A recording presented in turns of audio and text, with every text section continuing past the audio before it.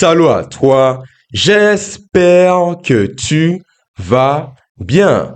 Pour moi, grâce à Dieu, sache que tout va bien. Et laisse-moi, s'il te plaît, aujourd'hui, te dire une seule chose, c'est que des jours meilleurs restent à venir.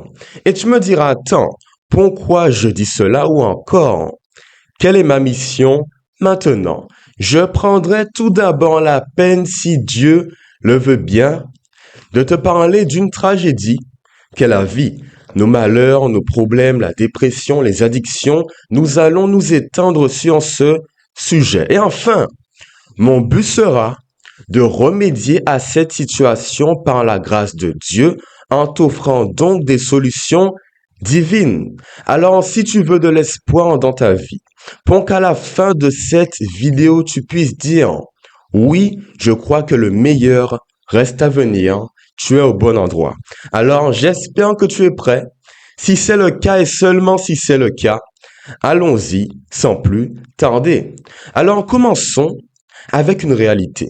Sache que le péché est rentré dans ce monde avec Adam et Ève. Je pense que tu le sais suffisamment.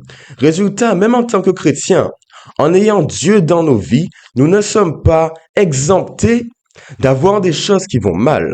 Et quel est le but du diable? Pas forcément qu'on ait des problèmes constamment, non. Ce qu'il souhaite, c'est que nos soucis inhibent constamment nos esprits pour que nous ne puissions pas aller vers Dieu. Car ce qu'il sait, c'est que dans tous les cas, des choses iront mal dans nos vies. Mais il ne souhaite pas que nous puissions nous tourner vers notre Créateur qui est l'Éternel Dieu. Et tu sais, dans une journée, il suffit d'un tout petit élément pour beaucoup d'entre nous et le chaos s'installe. Pour cela, mon témoignage rapidement. À la semaine, je suis à l'université, dans la semaine, pardon. Et donc, une journée comme une autre, il y a simplement des choses qui se sont mal produites. J'ai senti de la honte, j'ai du mal penser, mal agir, juger, et cela m'a donné énormément de douleur. Résultat, je rentre chez moi, un peu fatigué. J'essaie de lire la Bible, j'ai un peu de mal.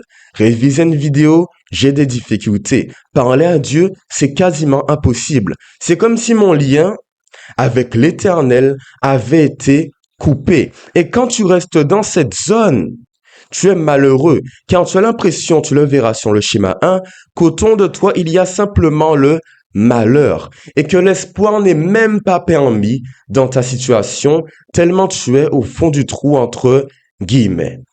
Et j'aimerais te dire que ce sentiment, je l'ai vécu, tu le vis actuellement, et dans la Bible aussi, nous allons trouver une situation où on peut être désespéré. Et elle se trouve précisément dans Lamentation, voilà le nom qui est bien porté, chapitre 4, le verset 17 qui nous dit ceci. Allons-y ensemble. Lamentation, juste après Jérémie, ok, Jérémie, Ézéchiel, juste avant Lamentation, chapitre 4, le verset 17 qui nous dit, écoute bien, nos yeux s'épuisaient encore à guetter un secours qui ne venait pas. Notre regard s'était tourné vers une nation incapable de nous délivrer. Ils nous ont pourchassés pour nous empêcher d'aller sur nos places. Le terme de notre existence s'est approché. Notre vie a pris fin. Oui, le terme de notre existence est arrivé. Alors que voit-on ici? Une situation désespérée. Car en effet, c'est Jérémie qui constate la destruction du temple de Jérusalem. Et oui, il est énormément peiné. Et ce qui m'a fait du bien, en tout cas ce qui m'a interpellé plutôt en lisant ces versets, c'est la fin. Quand Jérémie dit que notre existence est terminée, comment ose-t-il dire ça, tu me diras? Alors qu'il a en Dieu que c'est un prophète quelque part. Bonne question. Et c'est bien ce que nous allons tenter de comprendre. Pourquoi quand nous sommes au plus bas, vers la pornographie, la drogue, l'alcool, les addictions, nous n'osons pas crier à Dieu et voyons uniquement le désespoir autour de nous? Quelle est la raison? Écoute-moi bien. Je l'ai vécu. Je pense que c'est aussi le cas pour toi, car oui, c'est une expérience commune. Parfois, on a l'impression d'être tellement sale aux yeux de Dieu, crasseux, dégoûtant, et on se dit qu'on a commis tellement de péchés. La situation est tellement complexe qu'on a peut-être maudit Dieu, qu'on est allé vers l'immoralité, qu'on a jugé, et tout d'un coup, quand on voit qu'on est tout en bas, on n'a pas envie d'aller vers Dieu, car on se dit non, l'Éternel est bien trop merveilleux, gracieux, pour aller vers nous qui sommes, comment dire, mal dans tous les sens du terme. Alors nous restons figés sur nous-mêmes, tentons de régler nos problèmes. Malheureusement, cela n'aboutit jamais. Voilà pourquoi beaucoup finissent par mettre fin à leur existence car ils croient que Dieu ne peut plus rien faire pour eux et que cette histoire est terminée. Alors la fin tragique arrive tôt ou tard, soit par le suicide ou la drogue, comme des actions qui peu à peu amènent à la mort, première comme éternelle, malheureusement. Et tu sais, je ne fais pas cette vidéo pour que tu restes dans la peine, car si tu es encore là, je pense que tu es encore dans un mauvais cas de figure. Et qu'est-ce que j'aimerais te dire maintenant?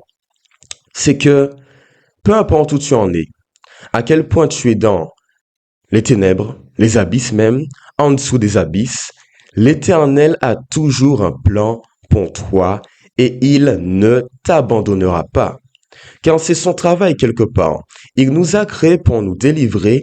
Il te faut seulement te tourner vers lui et te rappeler que même quand rien ne va, il est avec toi dans le feu. Je connais une musique qui dit ça. Il est avec toi dans le feu, dans les ténèbres, quand tu es dans la peine. Et pour cela, prenons une illustration, un exemple même tout simple. L'histoire de David. David a été oint très jeune par un prophète Samuel. Après, il a été poursuivi par Saül qui a été jaloux. Il a dû se cacher dans des grottes, dans les montagnes. Il était dans la peine, le désespoir, l'angoisse. Il avait peur pour sa vie et ce constamment. Pourtant, il était entouré par des centaines d'hommes dans ces grottes. Juste après la mort de Saül, Absalom, qui a voulu renverser le trône malheureusement, il est mort et David a eu encore énormément de douleur dans son cœur. Sans parler de Bathsheba, l'adultère, un fils aîné, puis il est mort. C'est tragique pour lui. Alors la vie de David, comme d'autres apôtres, prophètes, n'a jamais été simple. Mais qu'est-ce que l'on voit dans le livre des psaumes? Et voilà pourquoi je parle d'espoir qui est quelque part infini en Dieu. David se plaignait certes, mais parallèlement, il savait toujours que même s'il a des ennemis, des choses qui vont mal, la tristesse, la dépression, Dieu est avec lui. Et à la fin de chaque somme, au milieu, parfois même au début, il demandait à l'Éternel de l'aide, car il savait que cela lui était indispensable s'il voulait continuer à vivre. Voilà pourquoi on dit que David était un homme selon le cœur de Jésus. D'accord? Alors on comprend ceci. David a fini par voir ses jours passer. Il a même compris que son fils Salomon est allé au trône. Il a bien terminé son existence. Résultat, peu importe où tu en es actuellement, sache que Dieu va te délivrer.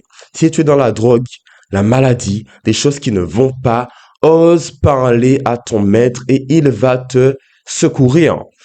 Et laisse-moi, s'il te plaît, t'abandonner, en tout cas m'en aller, avec un verset d'espoir, des versets même, qui se trouvent dans Apocalypse chapitre 21, le verset 3, qui nous disent ceci. Allons-y.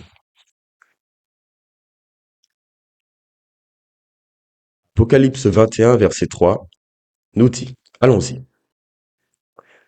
J'entendis une voix forte venant du ciel qui disait, voici le tabernacle de Dieu parmi les hommes. Il habitera avec eux, ils seront son peuple et Dieu lui-même sera avec eux.